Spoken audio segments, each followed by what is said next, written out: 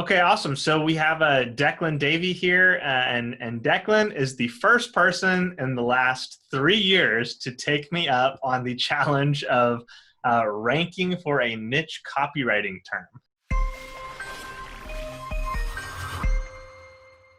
He was able to recently hit the #1 spot for the term he targeted. So I'm going to let him tell you guys about that and dig into a little bit of how he did it, how long it took, and then also some other thoughts on how he's been growing his business. So Declan, thanks for hopping on. Can you tell us what is the term that you are now ranking for?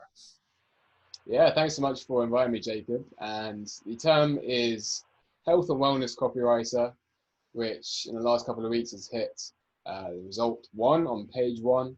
Awesome. I've also managed to rank, I think, #2 as well for health copywriter for a separate page, and then alternative health copywriter for another page after that. Killer. So, yeah, I really have you to thank for the inspiration and the guidelines of. Read your guide back in, I think, April time of this year. And I was like, right, challenge accepted. Let's get to work. And yeah, obviously it took some time. I had to do my research and get a sense of what my competitors were doing, the kind of word counts that were on the top ranking pages, how their pages were structured, and come up with a strategy. Okay, well, how can I make a better page? Basically, it's going to outrank them, and used a variety of writing techniques, SEO strategy, trying to make the pages long enough. So I think the health and wellness copywriter page, for example, is around 3,000 words. Okay. I think the top ranking one before that was maybe 1,800, something like that. Okay. So you basically close to doubled it just to make extra sure that you had the edge. Got to guarantee that, That's awesome. And a few quick questions. How long had your site been live prior to doing this? Not long at all. Long at all. I think I bought the domain around April, and then was building the site quite comprehensively throughout April and into May. And then that's April of 2020. Yep. Okay, so this is a brand new site that you were able to get this ranking on, and you started the actual process of targeting this keyword when?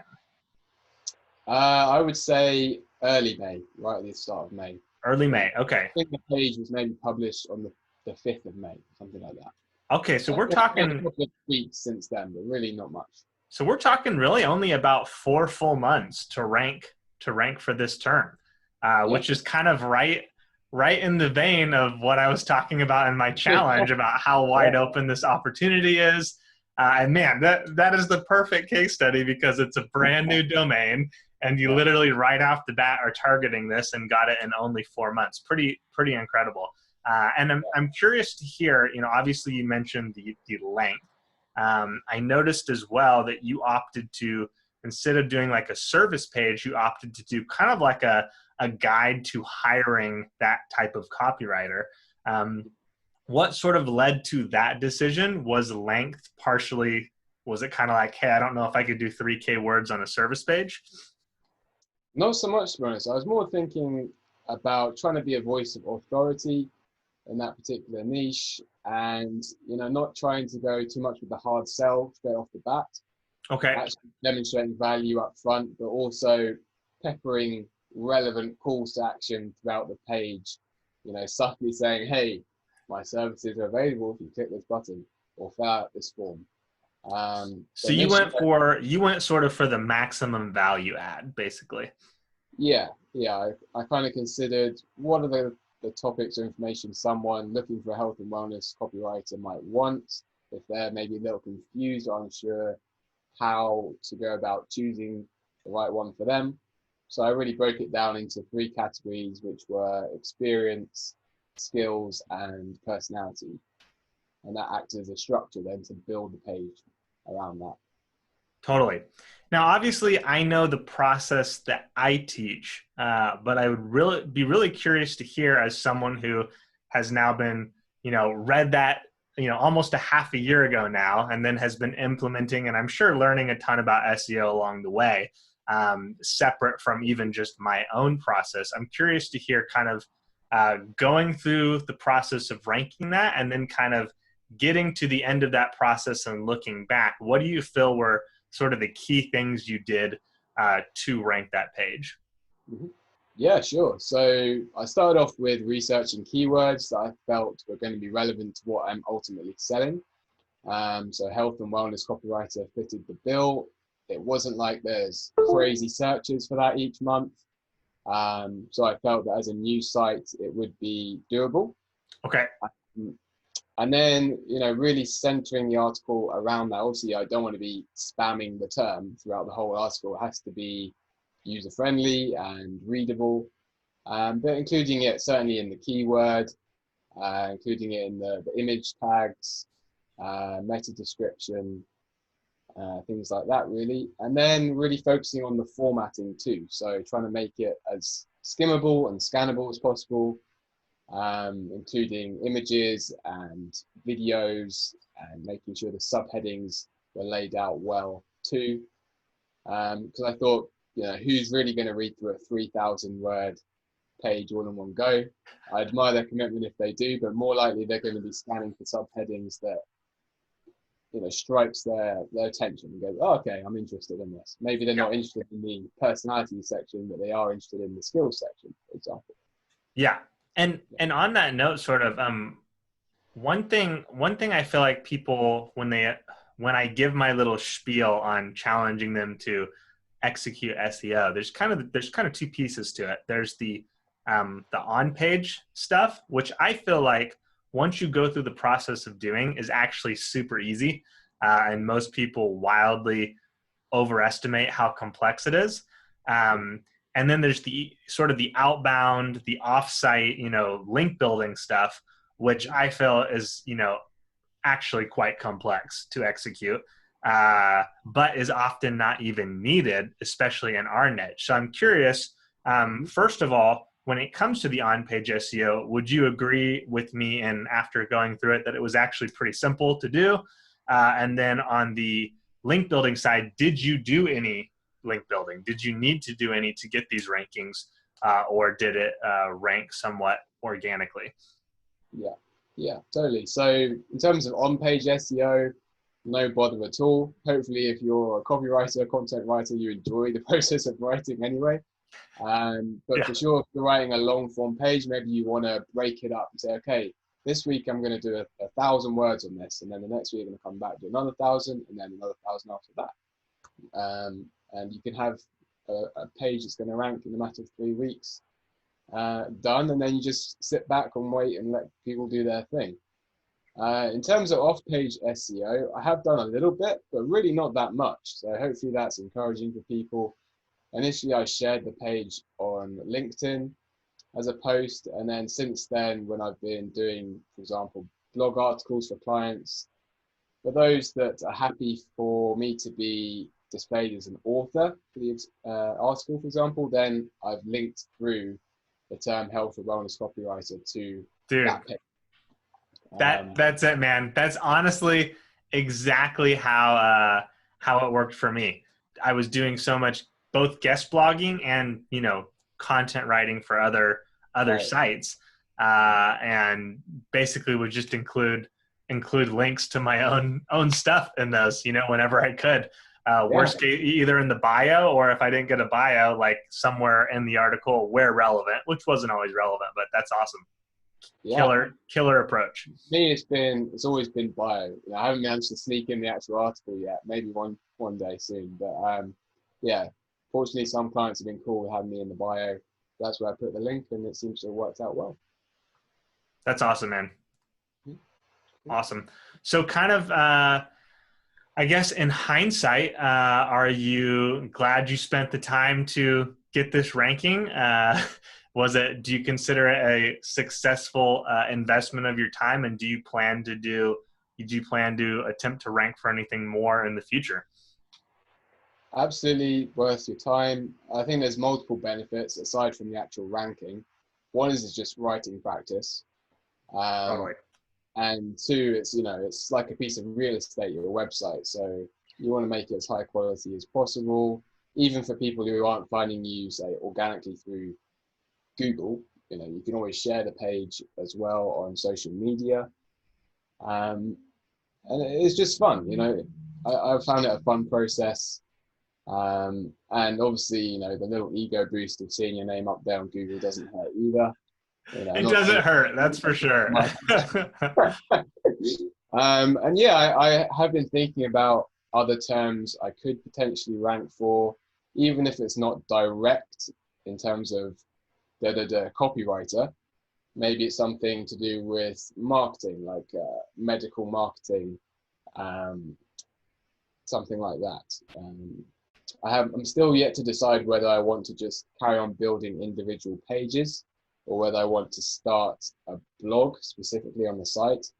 So I'm mindful, I don't want to sort of start a blog and then give up after a month. You know, if I want to start, then I want to commit to it longer term. So that's something I'm still figuring out at the Yeah. moment.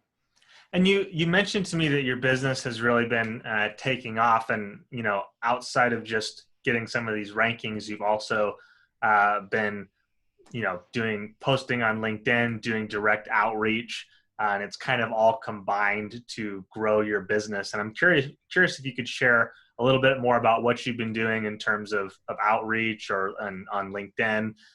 What are the different things you've been doing that have been contributing to your business growth besides the SEO?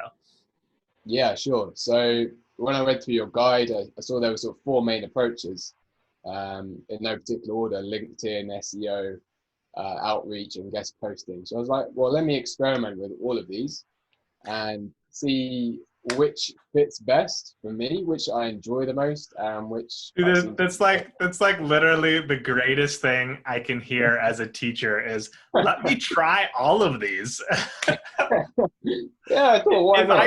If I could just get every writer to have that mentality of, let me try it and see what happens, like I love it, man. I absolutely love it. What's the worst that can happen? You know, you do it for a month, it doesn't work as well as you expected, and you choose other ones. So Exactly.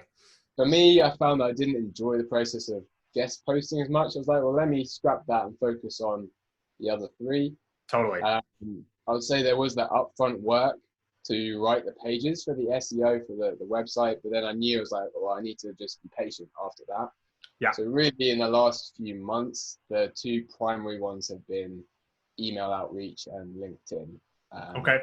I would say the biggest or most lucrative one has been email outreach. So I really have gone in on that, and then have pared it back somewhat as my client base has grown. But I'm also mindful I'm not going to stop entirely because I don't want to go through the feast or famine, you know, process of filling up your caseload. Look at this guy listening to all my content. I'm so excited.